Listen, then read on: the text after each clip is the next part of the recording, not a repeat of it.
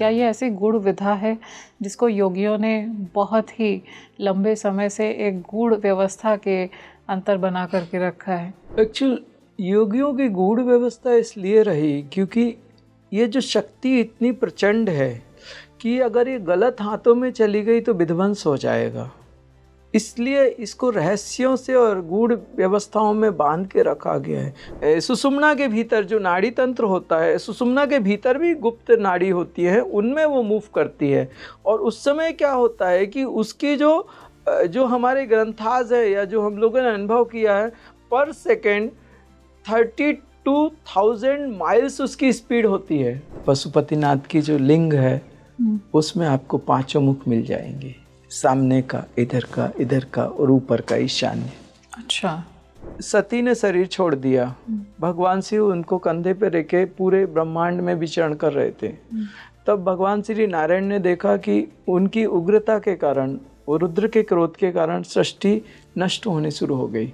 तब भगवान श्री नारायण ने सुदर्शन से उनके 51 टुकड़े किए सती के शरीर के, और जो 51 शरीर के टुकड़े जहाँ जहाँ गिरे वो शक्तिपीठ हो गए। तो हम आपको बोलते हैं कि जो बाहर है वही भीतर है। हमारे मूलाधार में 4 पेटल्स, 4 शक्तिपीठ, 6 स्वादिष्टान में 10 हो गए, 10 मणिपुर में 20 हो गए, 12 अनाहत में 32 हो गए, और 16 विशुद्धि में 32 से 38 48 48, और फिर हम छम 2 50 हो गए। उसके बाद एक ओंकार 51।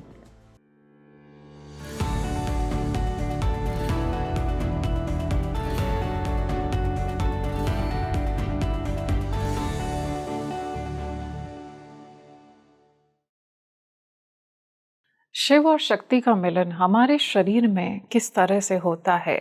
मूलाधार से जब सहस्त्रार तक चेतना बढ़ती है तो क्या कुछ एक्सपीरियंसेस होते हैं साधक को? वो गूढ़ रहस्य, आज हम उनके बारे में बात करेंगे। हमारे शरीर में जितने प्राण हैं, क्या उन्हें शिव नेतृत्व करते हैं? उन्हें शिव ही संचालित करते हैं? शिव के कितने स्वरूप हैं? उनके क्या क्या नाम हैं?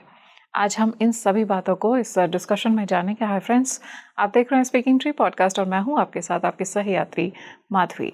आज इस पॉडकास्ट में हमने चर्चा की है कि क्या कुछ एक्सपीरियंस होता है एक साधक को जब उनका चक्र जागरण होता है, क्या कुछ चेंजेस आ जाते हैं उनके ऑरा में, क्या एक नॉन योगी भी चक्र जागरण की साधना कर सकते हैं, और किस तरह से मास हीलिंग होती है। इन सभी बातों को आज हम जानेंगे और इसी को डिस्कस करने के लिए हमारे साथ में है शिवा साइंस मेडिटेशन से भैया जी। आइए, बहुत बहुत स्वागत करते हैं उनका। बहुत बहुत स्वागत है गुरु जी स्पीकिंग ट्री पर। आज के समय में क्या चक्र जागरण संभव है? चक्रास हमारे परमात्मा ने हमें वो संपदा दी है। जब एक आत्मा परमात्मा से निकल के बाहर आई तो परमात्मा ने अपनी शक्तियों से सुसज्जित किया उस आत्मा को। आत्मा परमात्मा का अभिन्न और अविभाज्य अंग है। जो परमात्मा में है वही आत्मा में है, और जो परमात्मा की शक्तियां हैं वही चक्रास में विद्यमान हैं। हम एक खजाने के ऊपर बैठ के भीख मांग रहे हैं। जब तक हम अपने अंदर के खजानों को नहीं खोलेंगे, जो हमारी तकदीर के विधाता हैं, जहाँ पे हमारे लिए कोई कर्म और प्रारब्ध बन रहा है, जहाँ हमारी किस्मतें लिखी जा रही हैं, ये हमारा अस्तित्व है। और इस अस्तित्व में जो चक्रास हैं वो हमारे खुद के हैं, लेकिन हमारी मर्जी के बिना ये चल रहे हैं। इनमें ऐसी तकदीरें लिखी जा रही हैं जो हमारे लिए पीड़ा से भरी है। ये सबसे बड़ा अज्ञान है। इससे बड़ा अज्ञान और कुछ नहीं हो सकता। एक राजा अचेत हो गया है, नशे में है, और उसके राज्य में उसके विपरीत कुछ व्यवस्थाएं चलने लगी और राजा अपने सिंहासन भूल गया है कि मैं राजा हूं। चक्रा जागरण मतलब एक राजा अपने सिंहासन पे आके बैठ जाए और कहे, सुनो मैं राजा हूं और अब मैं इन सब का मालिक हूँ, जो होगा वो मेरी मर्जी से होगा और अब सब कुछ मेरी मर्जी से चलेगा। चक्रा जागरण का मतलब है आप अपने अस्तित्व में जागृत हो जाएं और अपनी शक्तियों को अपने हित के लिए कैसे यूज कर सकते हैं, अच्छी तरह से उसको कर सके। गुरुजी, मैं चक्रा जागरण की बात करूं तो चक्रा जागरण मैं कहूं कि सार्वजनिक रूप से उपलब्ध नहीं है। क्या ये ऐसी गूढ़ विधा है जिसको योगियों ने बहुत ही लंबे समय से एक गूढ़ व्यवस्था के अंतर बना करके रखा है? एक्चुअल योगियों की गूढ़ व्यवस्था इसलिए रही क्योंकि ये जो शक्ति इतनी प्रचंड है कि अगर ये गलत हाथों में चली गई तो विध्वंस हो जाएगा।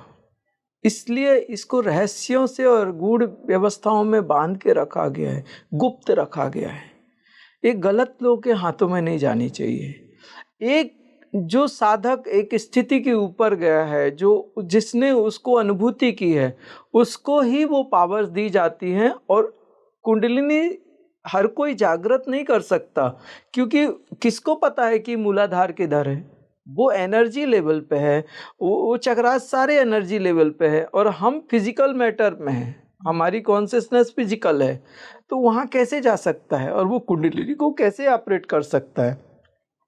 और सेकंड क्या होता है, वो कुंडलिनी जो होती है सुषुम्ना के भीतर जो नाड़ी तंत्र होता है, सुषुम्ना के भीतर भी गुप्त नाड़ी होती है, उनमें वो मूव करती है।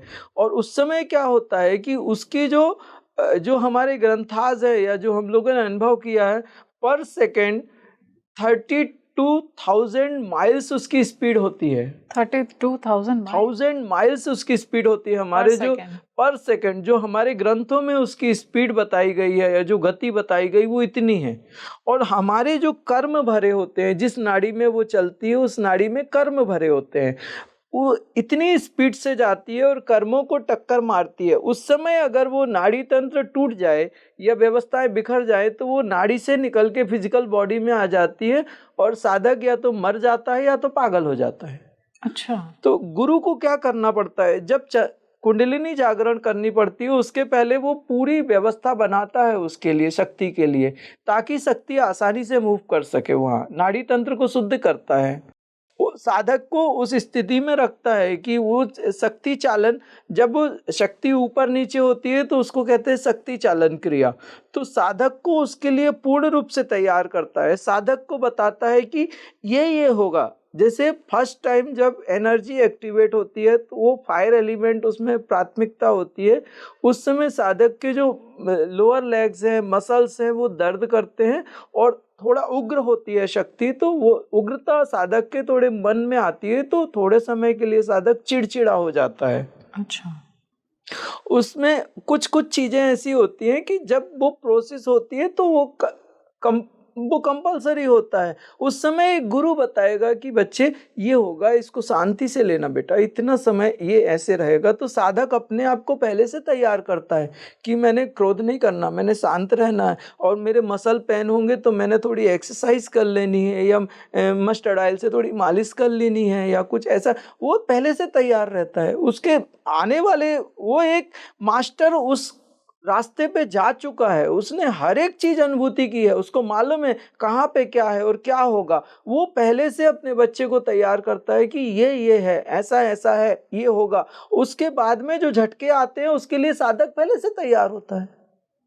और मोस्टली क्या होता है कि जो प्रॉब्लम्स उसके शरीर में होने वाली है, गुरु उसको 80-90% डिसॉल्व कर देता है एनर्जी से। थोड़ी हल्की फुल्की जो आते हैं झटके, वो तो साधारण रूप से आने ही चाहिए, उस साधक को तैयार करने के लिए वो आवश्यक भी हैं।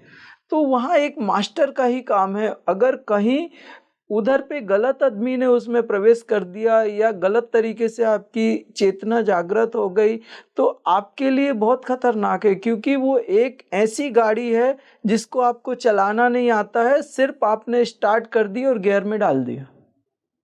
अब तुम्हारे लिए कितनी खतरनाक है और जो सामने आएगा उसके लिए कितना खतरनाक है, आप उसके बारे में ABCD भी नहीं जानते। तो मैं ज़्यादातर कहना चाहता हूँ कुंडलिनी साधना बहुत पुरानी प्राचीन साधना है। भगवान शिव ने माता पार्वती को जो साधना दी वो कुंडलिनी साधना दी। उसका जो ज्ञान दे रहे हैं, चक्रा मेडिटेशन का ज्ञान दे रहे हैं, ये बहुत पुराना है। आप जितने भी पुराने ग्रंथ देखोगे चक्रा मेडिटेशन पे हैं, आधारित हैं। और हमारे देश नहीं, विदेश तक ये चक्रा मेडिटेशन गई है। और सारे लोग एक बात को अच्छी तरीके से मानते हैं कि सारी मेडिटेशंस में चक्रा मेडिटेशन सबसे पावरफुल है, बहुत इफेक्टिव है, इंस्टेंट रिजल्ट देने वाली है। लेकिन अगर इसको सही तरीके से यूज नहीं किया गया तो इसके दुष्परिणाम भी बड़े हैं। तो इसको किसी अच्छे मास्टर्स के साथ में ही करें। तो गुरुजी, आज के समय में कैसे चक्रा मेडिटेशन किया जा सकता है? क्या चक्रों का जागरण आज के समय में पॉसिबल है? हाँ, जरूर पॉसिबल है। एक्चुअल क्या है, चक्रा जागरण, अगर आप बहुत ज़्यादा स्पिरिचुअल होना चाहते हैं या आध्यात्म में एक विशिष्ट स्थिति तक जाना चाहते हैं तो चक्रा जागरण करवाइए। लेकिन अगर आप सिर्फ अपने जीवन को ठीक से जीना चाहते हैं, बहुत ज़्यादा स्पिरिचुअल नहीं होना चाहते, आपको लगता है कि इतना नहीं चाहिए, बस हमें एक लिमिटेशन चाहिए कि लाइफ इजी जाए, तो चक्रा शुद्धि बस करवा लीजिए, उतने में भी आपका काम हो जाएगा। तो एक नॉन योगी गुरुजी, जैसे आजकल जन सामान्य है, हम लोग हैं, ये एक नॉन योगी अगर चाहे कि उनका चक्र जागरण हो जाए, वो किस तरह से हो सकता है आज के समय में? उस समय आपको किसी मास्टर के पास में आपको जाके बैठना पड़ेगा और उनकी मदद की ज़रूरत होगी। वो फ्लश करके क्लीन करके आपको दे देंगे। तो उससे क्या होता है कि जैसे हम जीवन जीते हैं तो हमारे शरीर भी गंदा होता है, हम ब्रश भी करते हैं, हम स्नान भी करते हैं, हम कपड़े भी बदलते हैं, ऐसे ही हमारे दूसरे शरीर जो होते हैं उनमें नेगेटिव एनर्जी स्टोरेज होती है। जैसे हमारा मन, आज मान लीजिए हमारे साथ कोई ऐसी घटना हो गई, संघर्ष हो गया, किसी ने हमें कुछ कह दिया, तो हमारा मन तो पीड़ा से भर गया। उसके बाद हम थोड़े दिन बाद भूल गए, लेकिन वो पीड़ा वहाँ स्टोर रहती है। और ऐसे करते करते बहुत सारी चीज़ें जो हमारे जीवन में दुख या सुख है वो हमारे मन के अंदर बहुत ज़्यादा स्टोरेज हो जाता है। फिर उसी को आप अगर क्लीन नहीं करो या क्लियर नहीं करो तो फिर एंजाइटी, स्ट्रेस, डिप्रेशन उसी से आता है, मन में ही है ना वो। तो उसको क्यों इस स्थिति तक आप आने देते हैं? जैसे आप अपने कपड़ों को साफ करते हैं, जैसे आप अपने ब्रश करते हैं, स्नान करते हैं, आप अपनी गाड़ी क्लीन रखते हैं, ऐसे आपके मन का जो शरीर है, मन को भी वॉश किया जा सकता है। मन को साफ सुथरा रखा जा सकता है। वो किसी योगी के साथ जब आप बैठो और उसको बोलो कि हमारे मन को शांत करके दो, क्लीन करके दो, उससे आप रिक्वेस्ट करो। और अगर वो करता है तो वो एकदम जब करेगा उसके बाद आप इतने रिलैक्स हो जाओगे, आपको लगेगा अद्भुत। एकदम आपका जो विज़न है या आपका जो शरीर है या आपकी जो व्यवस्थाएं हैं वो बहुत बदली लगेंगी आपको। क्योंकि मनुष्य मतलब मन की आयुष्य है, उसको मनुष्य कहते हैं। आप में सबसे ज़्यादा मुख्य व्यवस्थाएं हैं मन की। तो मन ही अगर गंदा हो जाए, अगर मन पीड़ा से भर जाए तो आपका जीवन अस्त व्यस्त हो जाएगा। आपकी कितने भी आप संपदा हो या कितने भी बड़े पद पे बैठे हो, लेकिन मन की पीड़ा आप कैसे निकालेंगे? तो मैं आपको आह्वान करता हूँ, अगर आपको अपने मन की शुद्धि चाहिए है, चक्रास शुद्धि चाहिए, तो आप एक बार अनुभूति करें चक्रास की, मन की, और आके उसके बाद आपको पता चलेगा कितनी पावरफुल मेडिटेशंस हैं।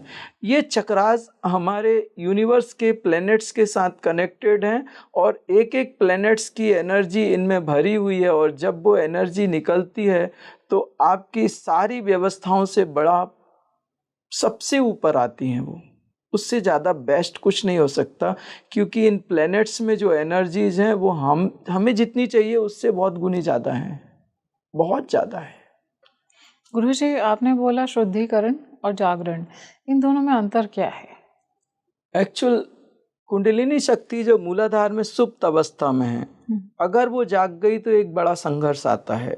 अब वो तुम्हारे कर्मों को एक्सेप्ट नहीं करेगी, क्योंकि यहाँ शिव है और नीचे शक्ति है, तो वो शिव की तरफ भागेगी। उस समय वो उसके बीच में जो भी कर्म मिलेंगे उनको हिट करेगी, और जब वो हिट करेगी तो आपके शरीर में कुछ तो होगा, कुछ पीड़ा सहन करनी पड़ेगी आपको। लेकिन उसके बदले ये हो जाएगा कि जो कर्म कल आपको प्रारब्ध में आके तंग करने वाले हैं, और इतना ज़्यादा आपको तकलीफ देंगे, वो आज इतनी सी तकलीफ दे के नष्ट हो जाएंगे। कल आपका भविष्य सुरक्षित होगा। लेकिन आप कहते हो कि हमें भविष्य सुरक्षित नहीं करना, हमारा वर्तमान व्यवस्थित करके दो, तो सिर्फ आप शुद्धि कराओ। और अगर आप अपने भविष्य को सुरक्षित करना चाहते हो तो आप कुंडलिनी जागरण करिए। गुरुजी, अभी आपने प्राणों की भी बात की, और इससे पहले जब हम डिस्कशन कर रहे थे तो आपने कहा कि प्राणों को अघोर जो हैं देवता, मैं कहूँगी शिव स्वरूप हैं अघोर, वो चलाते हैं। तो किस तरह का स्वरूप है उनका, शिव का? अघोर, हमारे 5 प्राण होते हैं, प्राण, अपान, उदान, व्यान और समान जी। इनके डिफरेंट वर्क होते हैं। प्राण मतलब आपके जो प्राण ऊर्जा है, रेस्पिरेटरी सिस्टम, हार्ट और लंग्स। सेकंड अपान, जो हमारे जीवन में या हमारे शरीर में ठीक नहीं है उसको ये अपान बाहर फेंक देता है। जो अननेसेसरी है, अनवांटेड है, जो हमारे जीवन में जहर है, उसको बाहर निकाल के फेंकता है अपान। उदान, जो हमारी आध्यात्मिक उन्नति को फेंक देता है, रिद्धि सिद्धियों का दाता है, परमात्मा बना देता है, उदान। समान, आप देखिए जब कोई व्यक्ति मरने लगता है या मर जाता है, शरीर पूरा ठंडा हो जाता है। समान हमारे शरीर की गर्मी है जो हमें जीवन देती है। अगर ये गर्मी ख़त्म होने लगे, जैसे कई लोग रहते हैं जिनको थोड़ी ठंडी हो गई तो उनको बहुत ठंड लगने लगती है, उनको हर समय कोई ना कोई तकलीफ रहती है, कभी ये हो गया, कभी वो हो गया, कभी वो हो गया, तो इनका समान कमज़ोर होता है। अच्छा। अग्नि तत्व वीक है, समान प्राण कमज़ोर होता है। व्यान, जो आपके शरीर में जल तत्व है, आपके शरीर में 72% वाटर है, और इसमें कहा गया है रहीमन पानी राखिए, बिन पानी सब सून, पानी गए न उबरे, मोती मानस चून। तो वो कहते हैं कि 72% वाटर है, अगर इसको रख के रखना, रहीमन पानी राखिए, बिन पानी सब सून, अगर ये पानी डिस्टर्ब हो गया, अशुद्ध हो गया या कम ज़्यादा हो गया तो सब सूना हो जाएगा। वो कहते हैं कि अभी कहें सेठ जी बहुत बड़े हैं और उनके पास बहुत पैसा है, लेकिन डायबिटीज हो गई। वो क्या है, एक इंसुलिन जल तत्व ही तो है, जरा सा इंसुलिन जल तत्व है। डॉक्टर ने सारा नमक और मीठा सब बंद कर दिया है, अब वो उनके जो नीचे के लोग हैं वो खा रहे हैं, वो मजे कर रहे हैं। तो कितना भी रहीमन पानी राखिए, बिन पानी सब सून, पानी गए ना उबरे, पानी चला गया, ये डिस्टर्ब हो गया जल तत्व, तो मन पूरा पीड़ा से भर जाएगा, और मन पूरा पीड़ा से भर जाएगा तो मन की पीड़ा शरीर में उतरेगी और शरीर को बीमार कर देगी। तो 72% वाटर है, और इसकी प्राथमिकता है मन के कारण भी और हमारे शरीर की जो व्यवस्थाएं हैं उनके कारण भी। इसमें हमारे जल तत्व से रिप्रोडक्टिव ऑर्गन्स हैं, किडनी है, हार्मोनल सिक्रेशंस ग्लैंड से हार्मोन्स हैं, और ब्लड सर्कुलेटरी सिस्टम्स हैं, ये सारे के सारे जल तत्वों से जुड़े हैं। तो ये बयान अपने आप में बहुत पावरफुल है, ये 5 प्राणों का राजा है बयान, और ये सबको कंट्रोल करता है। इन 5 प्राणों से भगवान शिव के 5 मुख जुड़े हैं जी। ये बहुत सीक्रेट है, लेकिन मुझे लगता है कि स्पीकिंग ट्री में बहुत अच्छे इनके श्रोता बहुत ही अच्छे हैं, श्रेष्ठ हैं, और उनको एक साइंटिफिक रीजन भी चाहिए है। एक्चुअल लाइफ फोर्स एनर्जी है, हमारे जीवन को हमें जीवित रखती है। तो क्या हम लाइफ फोर्स एनर्जी को बेटर करके हम अपने लाइफ को कंट्रोल कर सकते हैं? क्योंकि यही हमें संपन्न बनाती है, यही हमें दरिद्र बनाती है, यही हमें फेमस करती है, यही हमें कमज़ोर करती है। तो इसमें पंचमुख के साथ 5 ऊर्जाएं जुड़ी हुई हैं, लेकिन मैं आपसे कहूँगा कि ये बहुत रहस्यों से भरी है। इसमें नाड़ी तंत्र का अपना मुख्य स्थान है। जब आप गुरु के साथ बैठोगे तभी ये चीज़ें आपको असर पड़ती हैं, नहीं तो ये नहीं होता। तो क्या सारे मुख मतलब किस तरह से हैं, अगर मैं शिव का स्वरूप समझना चाहूँ? पशुपतिनाथ की आप वो देख लीजिए, पशुपतिनाथ की जो लिंग है उसमें आपको 5 मुख मिल जाएंगे। सामने का, इधर का और ऊपर का ईशान्य। अच्छा, तो इनके कुछ नाम भी हैं गुरुजी? हाँ, तत्पुरुष, वामदेव, सद्योजात, अघोर, ईशान्य। अच्छा, तो इनमें से सबसे ज़्यादा इम्पोर्टेंट जो मैं कहूँ कि एक मैसेज देता है ऊपर जाने का, चेतना का स्तर ऊपर उठने का, ये कौन सा स्वरूप है महादेव का? अघोर। घोर। सबसे शुद्ध ज्ञान, सबसे शुद्ध ज्ञान, सरस्वती की सबसे बेहतरीन व्यवस्था अघोर, जहां शरीर और शरीरी में भेद डाल देता है, आत्मा और शरीर में भेद डाल देता है, वो सब अलग कर देता है। सॉलिड है वो, मतलब उसकी जब एनर्जी होती है सबसे बेहतरीन, और एकदम डीप रिलैक्सेशन, डीप मेडिटेशन में गहरी समाधि, अघोर। गुरुजी, आपने भी चक्र साधना की है, चक्र जागरण साधना, आपके किस तरह के एक्सपीरियंस रहे हैं?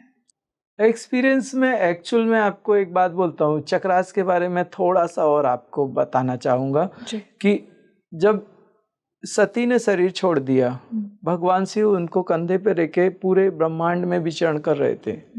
तब भगवान श्री नारायण ने देखा कि उनकी उग्रता के कारण, वो रुद्र के क्रोध के कारण सृष्टि नष्ट होने शुरू हो गई। तब भगवान श्री नारायण ने सुदर्शन से उनके 51 टुकड़े किए सती के शरीर के, और जो 51 शरीर के टुकड़े जहां जहां गिरे वो शक्तिपीठ हो गए। तो हम आपको बोलते हैं कि जो बाहर है वही भीतर है। हमारे मूलाधार में 4 पेटल्स, 4 शक्तिपीठ, 6 स्वादिष्ठान में 10 हो गए, 10 मणिपुर में 20 हो गए, 12 अनाहत में 32 हो गए, और 16 विशुद्धि में 32 से 38 48 48, और फिर हम छम 2 50 हो गए। उसके बाद एक ओंकार 51, सतनाम श्री वाहेगुरु, एक ओंकार, उन सब का राजा इधर 51 हो गए। ये हमारे शरीर में जो चक्राज में सती के टुकड़े पड़े हैं, सती है ये, इनके एक एक अंग जो है भगवती का, जब आप आपके लोटस में जाके उसके एक अंग को जागृत करोगे, फिर दूसरे को जागृत, ऐसे करते करते जब सारे अंग जागृत होते हैं, तब वो शक्ति आपके अंदर पूरी जागृत होती है, पार्वती बनके। जो सुप्त है वो सती है, और जो जागृत है वो पार्वती है। तो अगर आप समर्थ बनना चाहते हो तो अपने चक्रास के एक एक पेटल्स पे जाके साधना करो। उसकी भैरवी है, उसका भैरव है, उसकी योगिनी है, उसकी अपनी खुद के शक्तिपीठ है। अच्छा, ये सब हमारे शरीर के भीतर ही है, अंदर है, सब अंदर है। गुरुजी, मूलाधार चक्र में क्या पिछले जन्म की यादें, स्मृतियां भी छुपी हुई होती? एक्चुअल मैं आपको इसमें और एक चीज बताता हूँ। मूलाधार जो है, हम जो हैं, हमारा जो फिजिकल बॉडी है वो है मूलाधार। 5 एलिमेंट्स है इसमें, पृथ्वी, जल, अग्नि, वायु और आकाश। ये समझ लीजिए कि एक फैक्ट्री है, फैक्ट्री में प्रोडक्शन हो रहा है, यहाँ हमारे कर्म है जी। यहाँ से कर्म जब उतरते हैं तो वो कर्म एक नेगेटिव है या पॉजिटिव है, वो एक बीज है। उस बीज से एक वृक्ष बनाना है और उस वृक्ष से फल क्रिएट करने हैं। यहाँ ये कर्म बीज है, इससे प्रारब्ध फल बनाना है। तो यहाँ पे बहुत सारे चक्राज ऐसे हैं जिनका मैं आपको नाम नहीं बताऊंगा, प्रोसेस वो सब सीक्रेट्स हैं। तो ये बीज जो होता है उन चक्राज में जाके प्रोसेस में होता है, और वो प्रोसेसिंग होती है, वो बीज छोटा रोपा बनता है, पौधा बनता है, वृक्ष बनता है, और आखिरी का जो चक्र है, इधर ऊपर का चक्र है मूलाधार के ऊपर का, वो अलग चक्रास है। उनमें वो क्या होता है, वृक्ष बन के एक फल आता है, वो फल मूलाधार में फेंक देता है। अच्छा, मूलाधार सिर्फ एक, समझ लीजिए एक शोरूम है, जो प्रोडक्शन है उसको सिर्फ एक्सेप्ट करता है, जो भी अच्छा या बुरा आ गया उसको मूलाधार में फेंक देते हैं। बाकी यहाँ जो प्रोसेस हो रही है हमारे चक्राज में, वो अच्छी हो रही है या बुरी हो रही है वो हमें नहीं मालूम। अच्छा। तो साधना करके हम लोगों का क्या रहता है कि यही आइडेंटिफाई करो ना भाई कि कौन सा कर्म अच्छा नहीं है, उसको यही आग लगा दो, खत्म करो उसको, प्रोसेस में ही क्यों आने दो, और प्रारब्ध ही क्यों हमारा खराब आए। ये हमारा अस्तित्व है ना, इस अस्तित्व को हमें समझना पड़ेगा, और इसमें अगर कुछ गलत हो रहा है तो अभी रोका जाए। वो प्रारब्ध ही क्यों आए। मुझे जरा भूलने की बीमारी है, मुझे नाम वगैरह याद नहीं। किसी एक शायर ने कहा था, खुद ही को कर बुलंद इतना ए बंदे कि हर तकदीर से पहले खुदा भी पूछे बता तेरी रजा क्या है। बहुत सुंदर। ये तकदीरें झुक जाती हैं अगर हमारे अंदर एक क्रांति जागृत हो, अगर हम कहीं पे एक सही रास्ते में लगातार चलते रहें। थोड़े कष्ट सहने पड़ते हैं, क्योंकि हमें अगर कुछ पाना है तो आसानी से तो नहीं मिलेगा, थोड़ा तो कुछ सहना पड़ेगा। अगर व्यक्ति गंभीर है, दूसरा सहन शक्ति है, तीसरा उसको लगता है नहीं मुझे पाना है किसी भी कीमत पे, और चौथा बार बार रास्ते ना बदले, अब सही दिशा में जाए और सही गति से चलता रहे तो एक दिन पहुंच ही जाता है और घटना घटित हो जाती। तो गुरुजी, मूलाधार चक्र जब जागृत होता है तब क्या कुछ होता है एक साधक के भीतर? एक्चुअल मूलाधार में लम बीजाक्षर पृथ्वी तत्व से जुड़ा है, वम जल तत्व से जुड़ा है, ऐसे ही उसके 5 एलिमेंट्स हैं। तो अगर आपके शरीर के 5 एलिमेंट को बैलेंस करना है तो मूलाधार को कर लें। जैसे अभी शरीर में जल तत्व है, किडनी है या ब्लड सर्कुलेटरी सिस्टम है, तो उसमें वम में जाके करेंगे तो जो इंस्टेंट जो हमारे बॉडी में चेंजेस करने हैं तो इंस्टेंट हो जाएंगे। लेकिन मूलाधार का जो ऊपर सीनियर है वो ऊपर के चक्रास हैं, और फिर उसके ऊपर के चक्रास और सीनियर होते जाते हैं। तो कंट्रोलिंग मूलाधार से नहीं होती। मूलाधार एक दूसरों के आदेश का सिर्फ पालन करता है। हाँ, लेकिन मूलाधार में अगर कोई नेगेटिव कर्म आता है तो मूलाधार की अपनी जो भगवान श्री गणेश हैं या ब्रह्मा की शक्ति है या जो भी चीज़ें हैं, अगर उनको हम पावरफुल कर दें तो जो कर्म जितने इंटेंसिटी से डिलीवर हो रहे हैं, नेगेटिव कर्म अगर आ रहा है तो उसकी इंटेंसिटी वो तोड़ देती है, डिवाइन एनर्जी। अच्छा। या तो कोई कम इंटेंसिटी का कर्म आया तो टोटल डिस्ट्रॉय कर देती। अगर बड़ी इंटेंसिटी से कोई कर्म आया तो उसको उतना तोड़ देती, कम कर देती, 50% उसको रिड्यूस कर देती। अगर मूलाधार की अपनी खुद की व्यवस्थाएं बेहतरीन हैं, उसमें डाकिनी जागृत है या गणेश जागृत हैं, तो बेहतरीन है वो।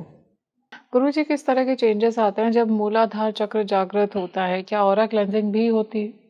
हाँ, आपका शरीर हल्का लगेगा, आपका मन एकदम शांत हो जाएगा, और आपके शरीर में जो भी बीमारियां हैं उस पे आपको रिजल्ट्स आने शुरू हो जाएंगे, अच्छे रिजल्ट्स आ जाएंगे, और आपकी एनर्जी भी चेंज होती है उसमें। किस तरह के चेंजेस आते हैं एनर्जी में? एनर्जी क्या होता है कि इसका भी एक साइंस है जी। हमारे शरीर में एक इलेक्ट्रिसिटी है जी। हमारे ब्रेन और बॉडी को जो कनेक्ट करते हैं तो इलेक्ट्रिक इम्पल्स होते हैं, और साइंस कहता है कि जहाँ भी इलेक्ट्रिसिटी होगी वहाँ पे एक मैग्नेटिक फील्ड होगा, कंपलसरी होगा। तो उस समय क्या होता है कि हमारे बॉडी में अगर वो इलेक्ट्रिसिटी प्रॉपर नहीं है तो हमारा जो मैग्नेटिक फील्ड है वो टूटा होगा।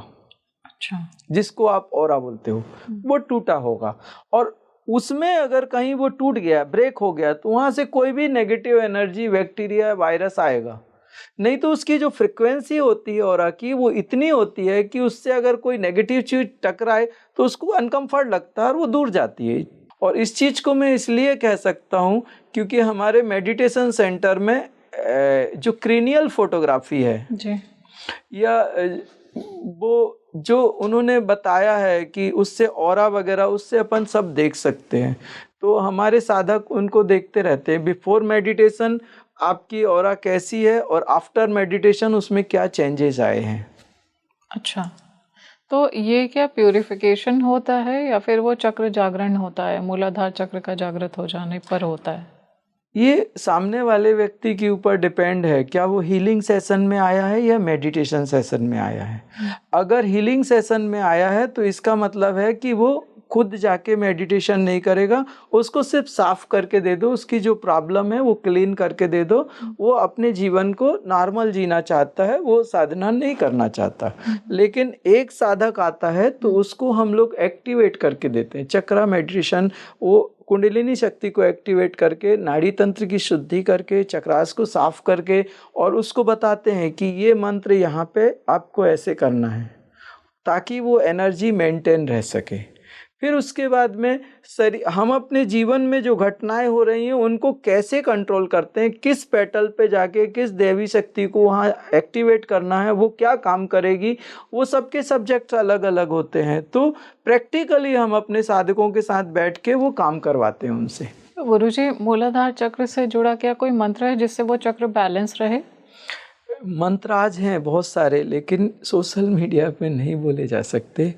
वो बहुत पावरफुल एनर्जीज़ हैं, और मैं आपसे कहूँगा कि जो लोग भी चक्रा मेडिटेशन करना चाहते हैं, मैं उनको सजेस्ट करूँगा, आप अपने परिवार के लिए बहुत महत्वपूर्ण हैं, और ये मेडिटेशन बहुत पावरफुल है। ये रिजल्ट्स भी बहुत तेज़ी से देती है, और आपको जो चाहिए सब दे देती है। लेकिन अगर ये अनियंत्रित हो जाए तो ये विनाश भी उतनी तेजी से करती है। तो कृपया चक्रा मेडिटेशन सिर्फ किसी अच्छे मास्टर पर्सन के साथ ही करें, जो एक बेहतरीन उसका मास्टर हो उनके साथ ही करें, और उसी में आप सुरक्षित भी हैं और आप व्यवस्थित भी हैं, आपको रिजल्ट भी आएंगे। गुरुजी, बात करें अगर साधकों की, तो मूलाधार से जब उनकी चेतना स्वादिष्ठान में एंटर करती है तब किस तरह के चेंजेस होते हैं उनके अंदर? स्वादिष्ठान भगवान श्री नारायण हैं उधर जी, और नारायण के साथ लक्ष्मी है। आप समझ जाइए लक्ष्मी क्या क्या देती होंगी। वहाँ रजोगुणी रजस का है, वो ऐसे भर देता है साधक को, जो मतलब आपको जो जितना चाहिए उससे ज़्यादा देती है वो। लेकिन उसके अंधकार भी हैं, क्योंकि भगवान श्री नारायण योग निद्रा में हैं। अगर वो योग निद्रा से बाहर आ गए होते तो आप रिस्क, वो जब आता है धन समृद्धि और जो रिद्धियाँ सिद्धियाँ आती हैं उस समय, और लोग ऐसे वाह वाह वाह भगवान बना लेते हैं आपको, सारी चीज़ें आपको आसानी से मिलती हैं, क्योंकि वो राजाओं की जैसी व्यवस्था आ जाती है। वो रजोगुणी हैं तो राजाओं की जैसी व्यवस्था मिलती है। उस समय क्या होता है, साधक अगर उन चीज़ों में बहक गया और उसने अपने आप को मान लिया मैं ही राजा हूँ, तो वापस मूलाधार में गिरता है। अच्छा। और साधक के पास वो सब आने के बाद उसको पता चले कि नहीं, मैं साधक हूँ, मैंने साधना करनी है, और ये जो चीज़ें हैं ये सब रहेंगी जाएंगी, ये तो बदलाव होता रहेगा, मैंने इनमें नहीं फंसना, मैंने इसके ऊपर उठना है। मैंने स्वादिष्ठान के 6 पेटल्स की साधना करनी है, और इसकी जितनी इसमें शक्तियाँ हैं, जो इनके अधिष्ठात्र देवता हैं, जो शक्तिपीठ हैं, उनकी साधना करके मुझे मणिपुर में प्रवेश करना है, ऊपर के चक्राज में जाना है। तो अगर साधक का वो ध्यान साधना में स्थित है तो वो भटकता नहीं है। अगर वो स्थिर नहीं है तो वो रजोगुण में, उस धन दौलत में, वाह वाह में फंस के, और वो अपने आप को ही भगवान मान लेता है, और बाद में मूलाधार में आके गिरता है। जो लोग उसकी वाह वाही कर रहे थे वो ही गाली देना शुरू करते। अच्छा, तो गुरुजी फिर मैं कहूँ कि ऑरा की बात की आपने कि मूलाधार में जैसे जब चक्र जागरण की साधना होती है, मूलाधार चक्र एक्टिवेट होता है तो ऑरा फिक्स होने लगता है, जिस किसी का ब्रोकन ऑरा होता है। यहाँ पर कैसे होता है? स्वादिष्ठान चक्र जब जागृत होता है तब किस तरह के ऑरा में चेंजेस आते हैं? उनमें एक्चुअल क्या है, ऑरा रिलैक्स हो जाती है, वो रिलैक्सेशन के कलर चेंज हो जाते हैं उनके। अच्छा। उनमें ऑरा के कलर्स होते हैं, उनका जो भी क्रेनियल फोटोग्राफी में है तो उनकी कलर स्पेसिफिकेशंस होती हैं। वो अगर आपके शरीर में कोई प्रॉब्लम है तो वो कलर चेंज होते हैं, तो उस समय कंफर्ट कलर आ जाते हैं, रिलैक्सेशन के कलर्स आ जाते हैं, और इजी हो जाते हैं। आप जो डिप्रेशन, स्ट्रेस है, एंजाइटीज़ हैं, वो अपने आप ख़त्म होने लगती हैं। और बहुत सारी जो प्रॉब्लम्स हैं मोस्टली स्वादिष्ठान चक्र में आने के बाद आपको इस पृथ्वी लोक में जो सबसे बेहतर होता है वो मिलने लगता है। अच्छा, मतलब हर तरफ से आप बेहतरीन हो। मतलब धन ऐश्वर्य ये सब मिलने लगता रजोगुण मतलब आप राजा बन जाते हो। है। आप हम कहें कि एक मिनिस्टर लेवल, या आप बहुत बड़े आप कोई एक्टर हो गए, नामी गिरामी हो गए, या मिनिस्टर हो गए, उस लेवल पे आप पहुंच जाते हो उनके हिसाब में। तो ये जो भी मिलता है गुरुजी, ये प्रारब्ध में होता है तब मिलता है, या प्रारब्ध में जो नहीं होता है वो भी मिल जाता है? नहीं, प्रारब्ध में एक्चुअल क्या होता है कि हमें सबसे बड़ी प्रॉब्लम क्या होती है कि हमारे पास तमस होता है, तमोगुणी कर्म होते हैं, रजोगुणी कर्म होते हैं और सतोगुणी कर्म होते हैं। जब हम मूलाधार में काम करते हैं तो तमोगुणी कर्म नष्ट हो जाते हैं। अब हमारी जो रास्ते की बाधाएं थी वो तो खत्म हो गई। अब हम आ गए रजोगुणी कर्म में। तो पिछले जन्मों में जो हमने अच्छे कर्म किए वो सब अब बाहर आएंगे और खड़े हो जाएंगे, मालिक हम आपके लिए तैयार हैं। अच्छा। तो वो सारे के सारे रजोगुण अब खड़े हो जाएंगे। तमस तो चला गया, जो जहर था वो आपने खत्म कर दिया। अब बचे हैं थोड़ी बहुत, रजस में भी थोड़ा तमस आता है, मतलब या रजस में थोड़ा सतस भी मिक्स हो जाता है, ऐसा होता है उसमें भी। तो जितने भी कर्म आएंगे आपके पास्ट लाइफ के, जो आपने कहीं पे बहुत अच्छे किसी की मदद की है, किसी की हेल्प की है, वो सब रजोगुणी कर्म में आ जाएंगे और वो सारे प्रारब्ध में परिणित होने लगेंगे। अच्छा, एक साथ परिणित होने लगेंगे। तो जो भी प्रारब्ध में है, जो भी हमने अच्छे कर्म किए हैं, वो सब हमारे सामने एक रिजल्ट बन करके खड़े हो जाएंगे। और एक बात समझिए, एक बीज है जी। एक बीज से वो जो ट्री निकली, वो वृक्ष बना, उससे कितने फल, और उन फलों से कितने बीज, और उनसे कितने वृक्ष और कितने फल, कंपाउंड होता चला जाता है। हाँ। तो वो रजोगुण मतलब आपके पास अगर वो अच्छी चीज आ गई और आपने लोगों की बहुत मदद की, तो कितने अच्छे आपने और कितने अच्छे कर्म कर लिए। अब वो कर्म फिर प्रारब्ध में आएंगे। तो गुरुजी किस तरह से चेतना बढ़ती है ऊपर की तरफ? वही कुंडलिनी शक्ति है, वही धूमावती है, वही चेतना है। जब वो ऊपर उठती है तो सारे कर्मों को खाती हुई चलती है। अच्छा जैसे आपने टॉर्नेडो देखा है जी। वो कैसे उठता है और ऊपर की ओर चलता है, वैसे ही वो पूरी प्रचंड गति के साथ ऊपर चलती है और अपने अंदर कर्मों को समेटती जाती है।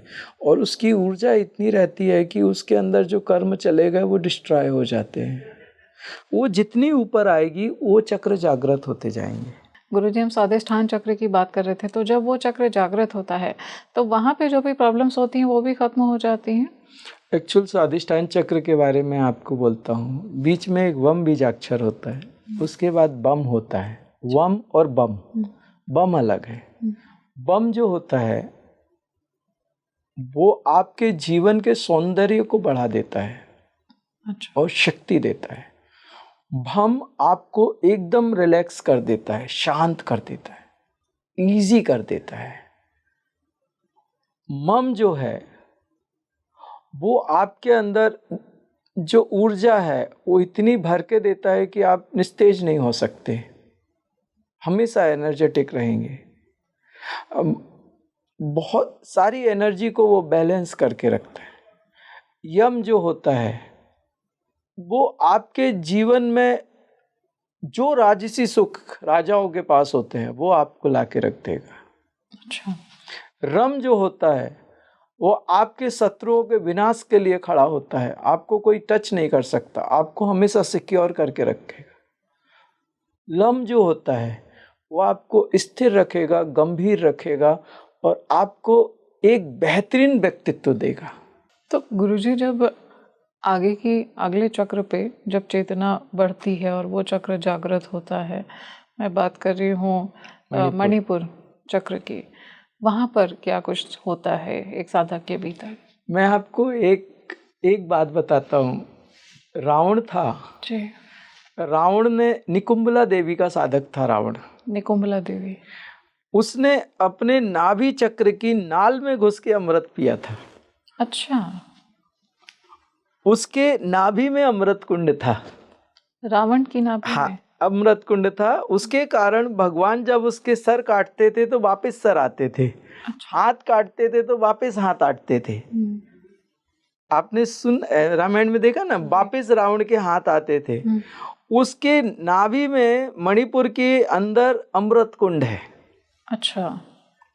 जो पुराने योद्धा होते थे या जो राजा महाराजा होते थे, वो अपने बच्चों को गुरुकुल में भेजते थे, वहां पे वो मणिपुर चक्र जागृत करते थे। या आपने देखा है वो तलवारबाजी करते हैं, बहुत फास्ट करते हैं वो लोग, एक दूसरे की आंखों में आंखें डाल के देखते रहते। वो तलवार को नहीं, उसके मूवमेंट को, तलवार के मूवमेंट को नहीं देखते, वो आंखों में आंखें देख, और अगर उनकी आंखें पलक झपक गई उतनी देर में वो तलवार, तो वो जो है वो मणिपुर से आता है। अच्छा। ये सारी चीजें, तो मतलब एकाग्रता, प्रेजेंस ऑफ माइंड, और ये जो बॉडी के रिफ्लेक्सेस होते हैं, इंस्टेंट एक्शंस, मणिपुर चक्र, इसको मतलब यहाँ पे क्या है, रावण इतना शक्तिशाली हो गया था कि अखिल ब्रह्मांड का नायक शरीर धारण करके आया, और जब वो तीर मारता था तो वो हंसता था। तब भगवान को तो सब मालूम था, भगवान तो लीला कर रहे थे। तब कुंभकर्ण ने बताया, उसने बताया, जो रावण का भाई था, उन्होंने बताया कि भगवान, इसके नाभि में अमृत कुंड है परमात्मा। विभीषण ने बताया। उस समय भगवान ने एक जब अग्नि बाण उनके नाभि में गया और उसके अमृत कुंड को उन्होंने जला दिया, उसके बाद रावण मरा, फिर उसके बाद अंग नहीं आए।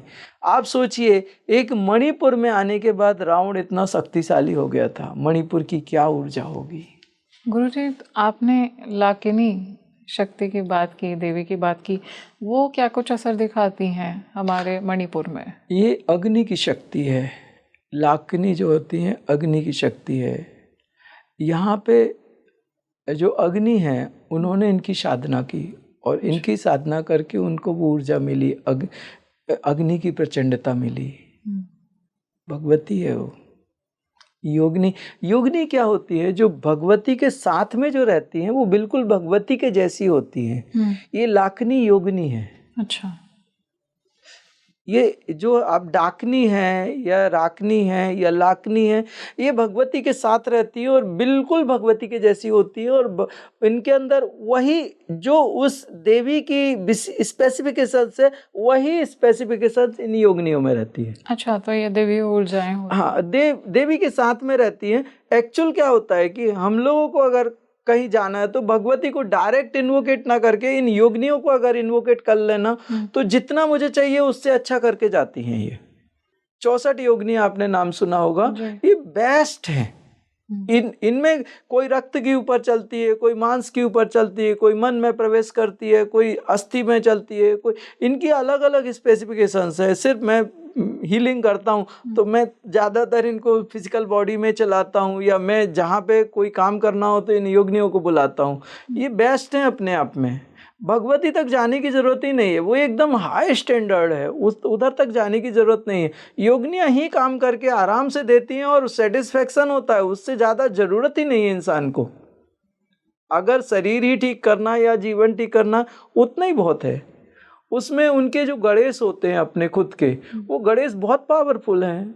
एक एक शक्तिपीठ का एक एक गणेश होता है, उस गणेश को बुला हुआ बेस्ट एनर्जी उसकी, वो एकदम काम करके देता है, बेहतरीन काम करके देता है।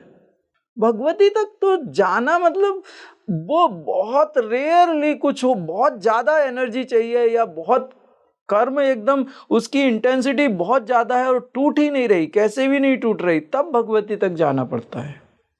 गुरुजी, साधक की चेतना जब मणिपुर से अनाहत में जाती है तो किस तरह के एक्सपीरियंसेस होते हैं साधक को? अभी चेतना सिर्फ अभी अग्नि तत्व में आ गया साधक, और जब अग्नि तत्व में आता है तो डिस्ट्रक्शन बहुत तेजी से होता है और साधक पूरा जलना शुरू हो जाता है। उसका मन मस्तिष्क सब पूरा छत विक्षिप्त हो जाता है, एकदम कंकाल बन जाता है। ये वो स्थिति है जिसको कहते हैं तप।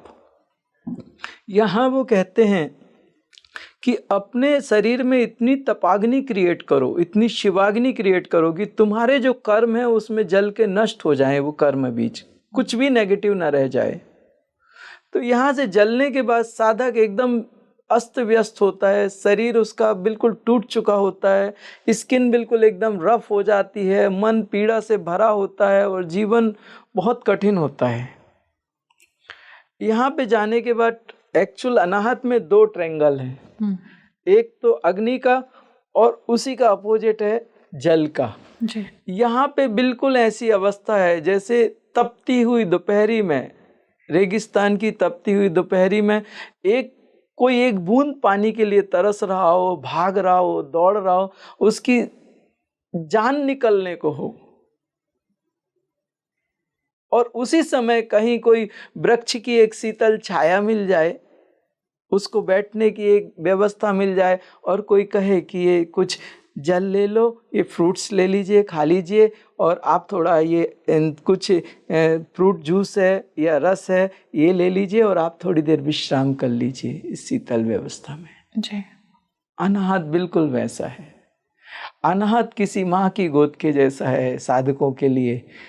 साधक बुरी अवस्था में होते हैं और अनाहत जब उसको अपने अंदर रखता है तो वो दैवीय शक्तियों के साथ साधक के शरीर को फिर से व्यवस्थित करता है, एक फिर से शरीर को नया बनाता है और साधक को गहरी समाधि में लेके जाता है, और वहाँ पे साधक को आगे की ओर पुश करता है। अनाहत एक सामर्थ्य देता है, ज्ञान के साथ बैलेंसिंग देता है साधक।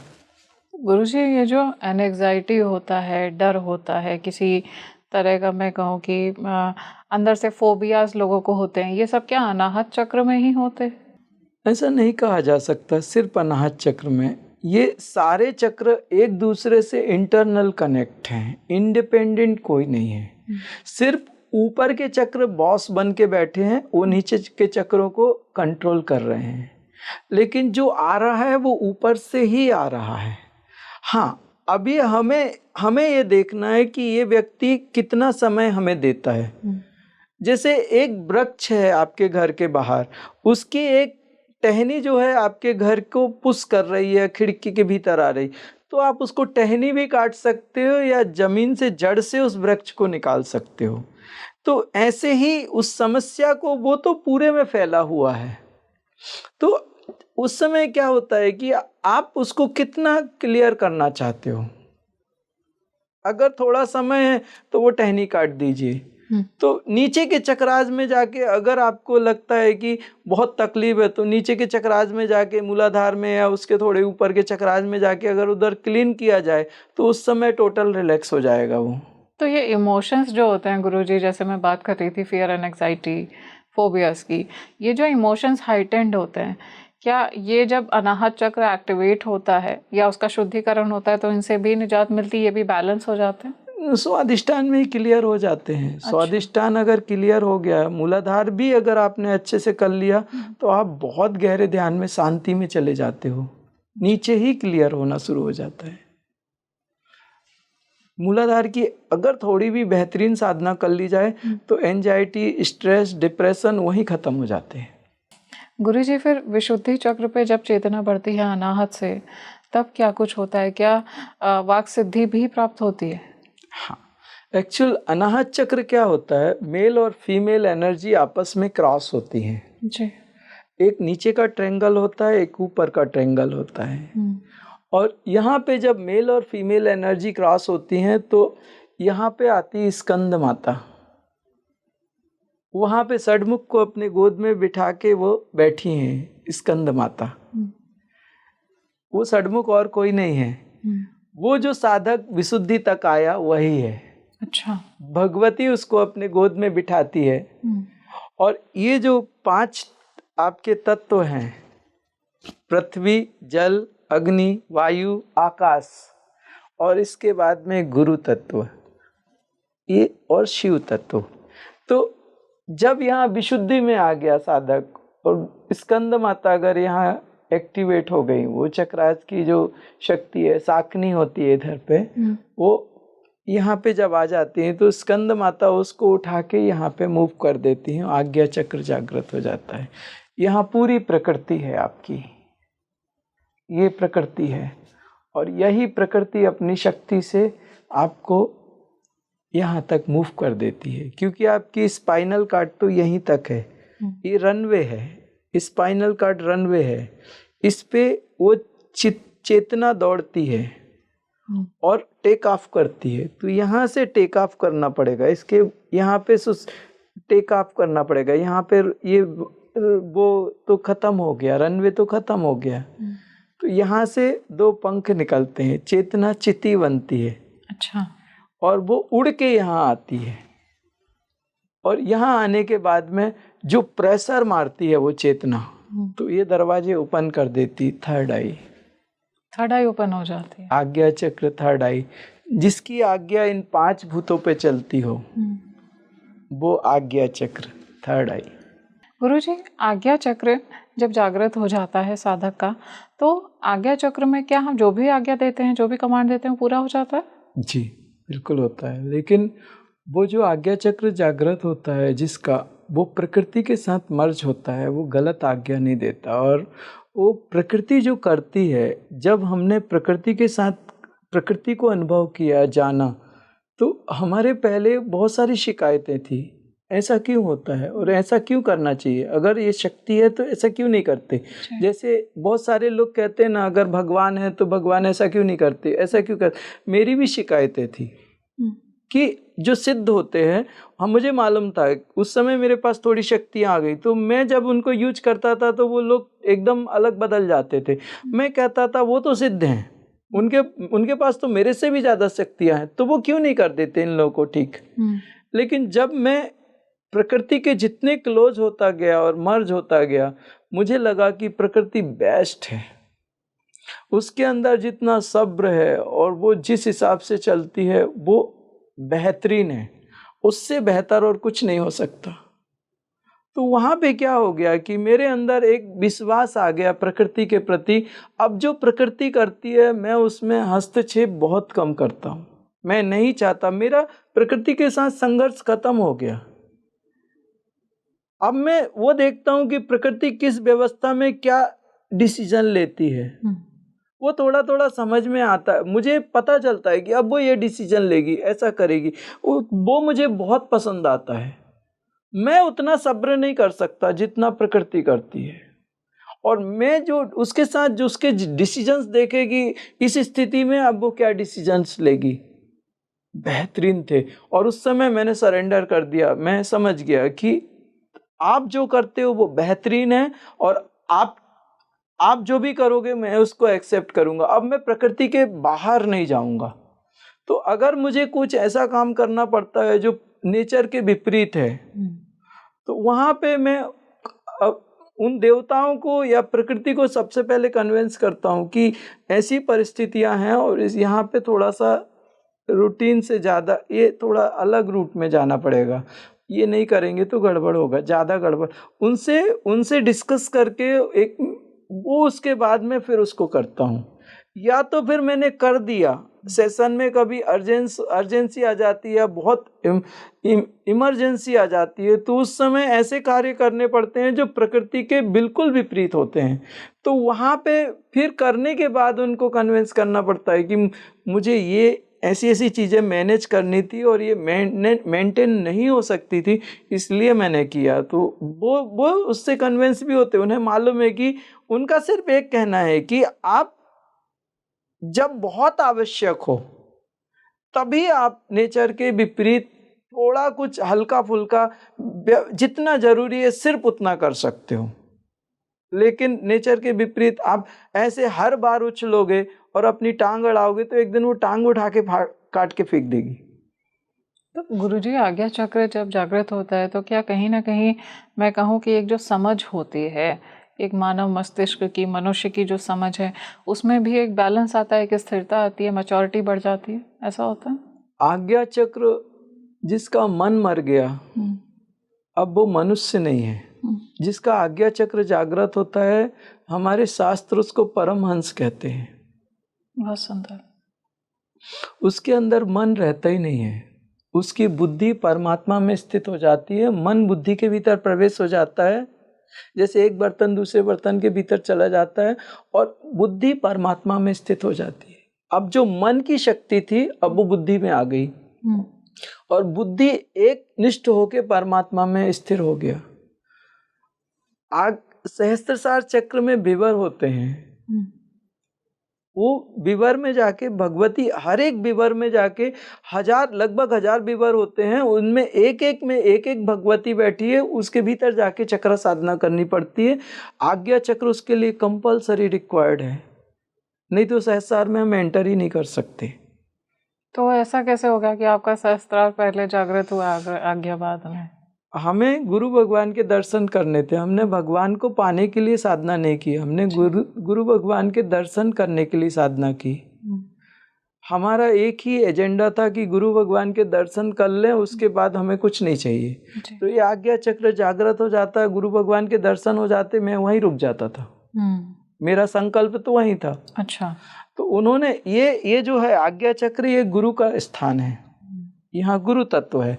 उसकी आज्ञा के बिना ये आप कुछ भी कर लीजिए, कुछ भी करिए, नहीं जागृत होता, उठता ही नहीं है, खुलता ही नहीं है। तो उन्होंने इसको बंद करके बाकी सबको एक्टिवेट हो गए, सब एक्टिवेट हो गए, यही बस रह गया। और हमने आपको बताया था ना, एक सिद्ध थे, उन्होंने एक ही बात बोली थी, सिर्फ एक चक्र बाकी है, बाकी सब खुल गए तेरे, सब कंप्लीट है, एक ही बाकी है, वो ये था उस समय। तो मतलब आपको आपकी चेतना का स्तर ऊपर उठाना था, इसलिए पहले सहस्त्रार और उसके बाद आ गया। हमारी यात्रा आखिरी तक जाए जी। हम अपने गुरु भगवान के दर्शन कर लेते, संतुष्टि आ जाती, यात्रा खत्म।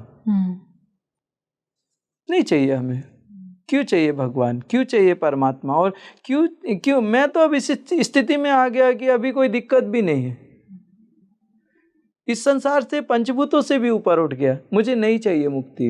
मेरे गुरु भगवान के मैंने दर्शन कर लिए, अब मैं उनके दर्शन करता रहूंगा, अब मुझे कुछ नहीं चाहिए।